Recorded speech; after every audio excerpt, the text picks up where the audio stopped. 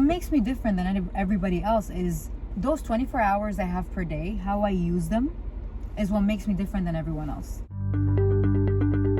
I've started my entrepreneurship journey at the age of 15. Wasn't easy, but I was way too mature for my age. I remember that for a fact. Now at the age of 35, I can tell you that as a woman who is a single mother, who's an entrepreneur, who's a public speaker, who has 24 hours like everyone else does in their life, it's not who you are that makes you different. You were not born with special talents. I was not born special. I'm not a magician. I'm just a normal person. What makes me different than everybody else is those 24 hours I have per day, how I use them is what makes me different than everyone else. As simple as it gets. That's it. Have I failed?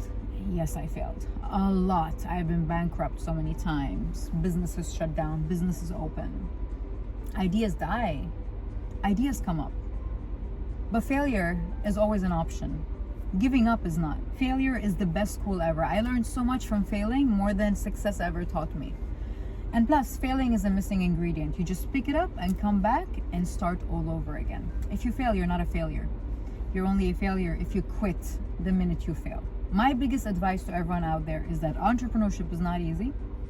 You will lose money, time, days, people, but it's definitely worth it. Before you start your entrepreneurship journey, number one, make sure you free yourself from the expectation of society. You free yourself from the stereotype. What people will think, what will they say? What if I do this? What if I... No. This is your own personal journey. Enjoy it. Love it. Create it for yourself. Don't create it just to satisfy others. That's so important. Second thing is prepare yourself mentally and physically, because entrepreneurship is not easy. Third thing is find your purpose, find your passion. Fourth thing is be innovative. Fifth thing is don't be intimidated by failure. We fail every day. Following your dreams and not being intimidated by failure is the same thing.